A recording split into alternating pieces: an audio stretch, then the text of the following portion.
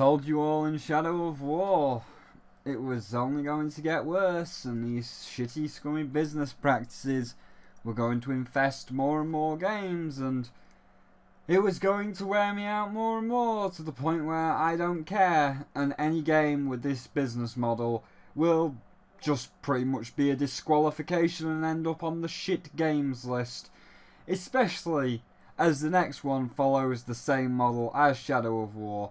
One that I was really looking forward to, not this one, the next review, but I was really looking forward to it, and then it got turned to absolute shit due to this business model.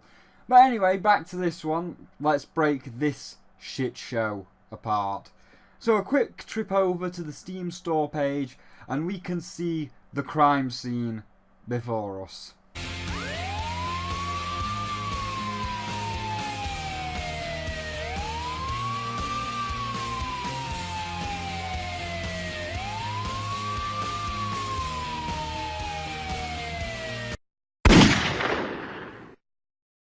The victim sustained the iconic blow of the AAA serial killer. While asleep, it was taken to the sister location and, unfortunately, scooped. The scooped contents being used for the killer's shiny trophy in the form of a gold edition. Fellow detective and our post-mortem doctor, Jim Sterling, reports that many of the AAA serial killers have been using the scooper as of late, putting out a medical report called the $60 Myth. It documents how $60 gets you the husk, the shell, the scooped out corpse, but $100 or £80, as you can see from the UK crime scene, gets you the experience. Once scooped, naturally, the victim will cry out in pain with something like, "Please, let me die! No! No!" The no part coming with a swing of another AAA blade. A small knife this time, cutting out the victim's tongue to prevent speaking before the mouth is sewn shut to prevent any more screams that others may hear. The tongue, of course, to be sold on the black market as Day 1 DLC, that, no, is not included in the gold edition, because of course it's not. The potion bottles around the crime scene and around the corpse itself are a clear sign of the Season Pass Alchemist. As the game slowly breathes its last, any hopes or dreams of future content the game may have once had are captured within the shaman's potion bottles to be sold back to the consumers. These dreams are never anything more than that. Dreams. They may never even come to pass, as we have seen many a time with games that do not meet the ridiculous expectations of their AAA masters.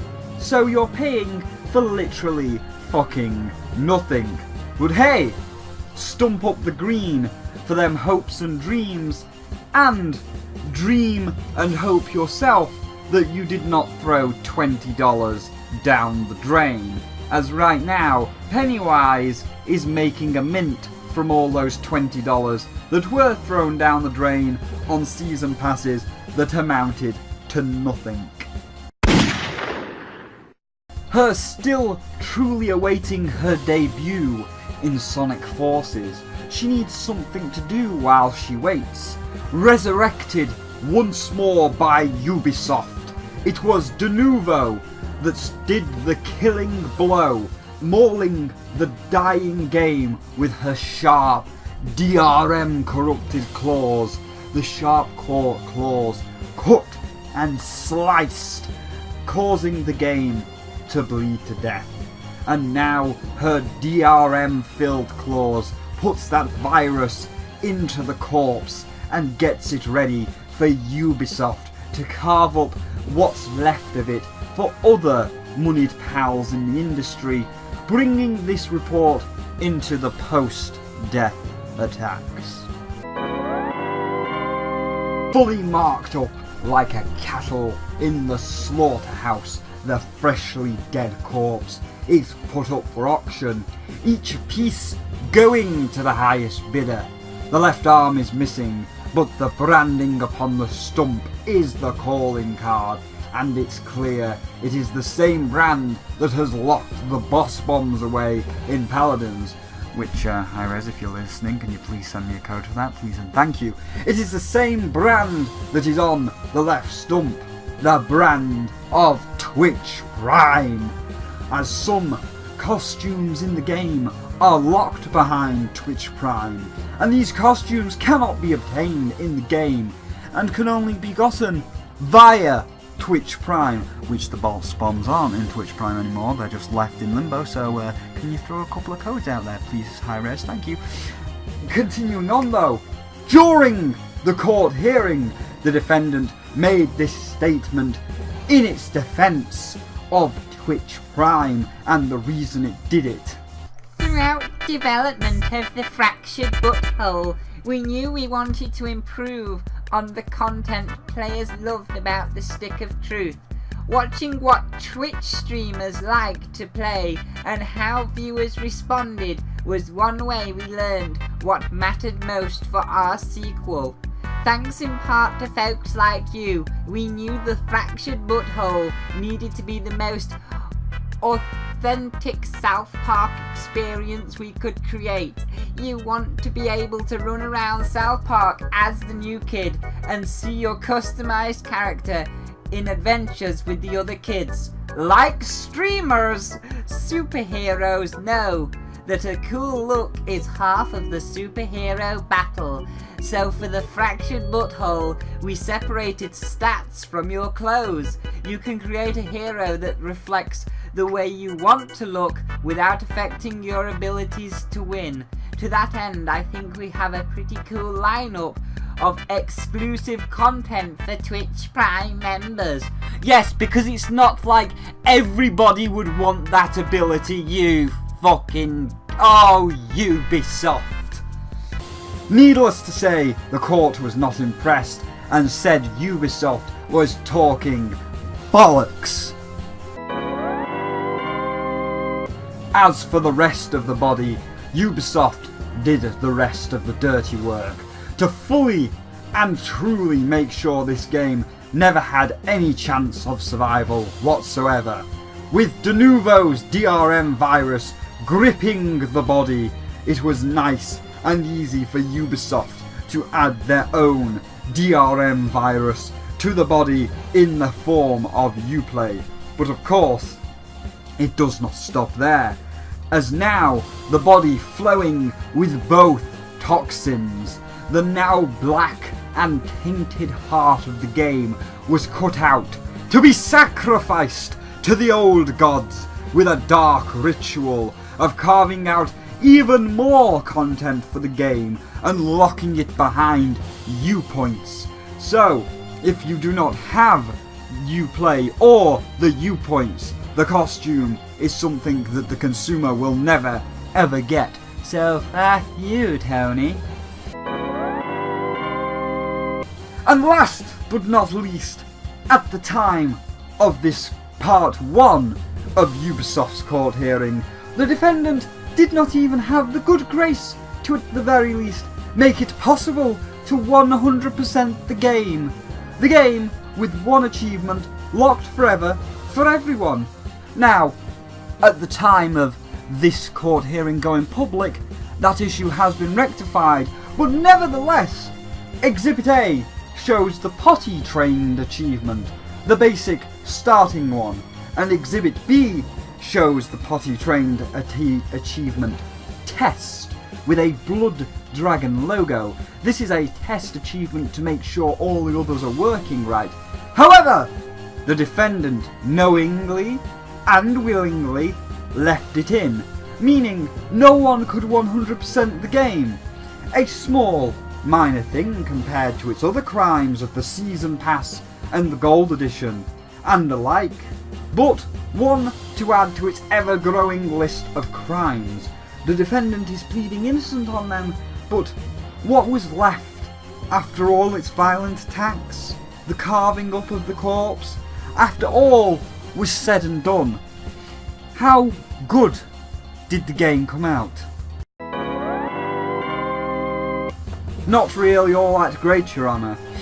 It mirrors the Shadow of War case from previous weeks to a T. Yes, the graphics and the music are good, and it looks and sounds like a South Park game.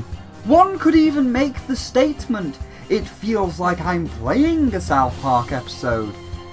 But like Shadow of War, or should I say, and like Shadow of War, it can have its fun points. The RPG mechanics, while slightly tweaked to be a more tactical based RPG over its original counterpart, are fun at points. However, that's where it ends, as everything else only serves to detriment and overall kill the game.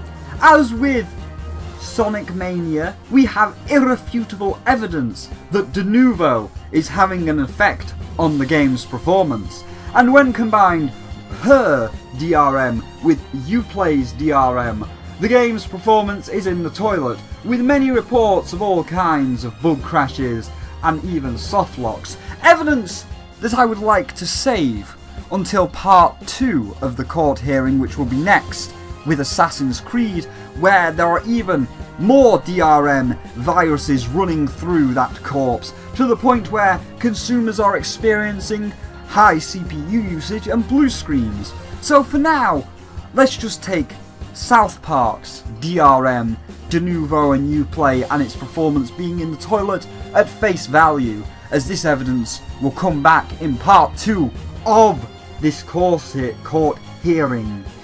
And of course then there is the carved out content that is annoying the consumers, and the annoyance is only growing for the casual players, the non-streamers, having to put up with Ubisoft's hollow excuses about Twitch and how they're really supporting their streamers, and it's not just an excuse to try and lock off content to get a cut of that Twitch Prime money. So the final verdict for South Park, The Stick of Truth 2, is a dismal 2 out of 5. Like Shadow of War, it suffers from the current AAA trends, and it makes the game nearly worthless, only being held together with some pretty visuals and music, but that's it. And like Shadow of War, why would you play an inferior version? Why would you bother yourself with all of the Season Pass, Silver, Gold, Mithril Edition, Day 1 DLC, De Novo, DRM shit, when I can just play Stick of Truth that is free from all of that bollocks? As that's what I would say. Again, because the standard is the shell is $60 and $80 gets you the gold experience. Don't waste £80 on an incomplete Stick of Truth when you can just play a complete version of Stick of Truth for half the price and less of the bullshit. Oh, and there's a little extra here. If you are annoyed at me barely talking about the game, then tell the AAA to stop adding all this bullshit in. Look at my good games this year, Hollow Knight or Cuphead. There is close to 40 minutes of pure gameplay, purely talking about the game because it stands up on its own merits. I've currently been playing A Hat in Time and Mario Odyssey, and you know what? There is no bullshit in either of them. No gold editions, no season passes, no gambling boxes, none of this AAA shit. And when I review it, when I review both of them, it's going to be 30 to 40 minutes of gameplay and showing off how good the game is. Maybe the thing about that AAA, before you force microtransactions in and content that should be in there just standard rather than ripping it out, as it leads us to this being a part of one of the like bullshit things that we have to talk about. Maybe before you think about doing all that, you should just think about, hey, maybe we shouldn't do all that and just make a good game, because the good game will stand up on its own merits. However, we will save those two for a lot later on.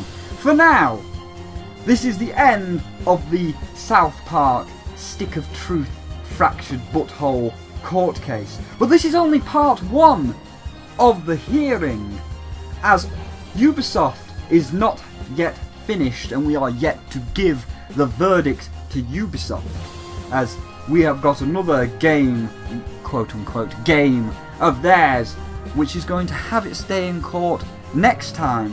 One that has suffered far greater than Stick of Truth, as it was one that many were looking forward to a whole lot more, and was a whole lot more popular in general due to its current release schedule and how many games it's had. So join us in part 2 of this court hearing, where we will bring even more evidence forth that Ubisoft was not only trying to pass this off as a suicide, because there has been tweets like this one. Career suicide? I think not.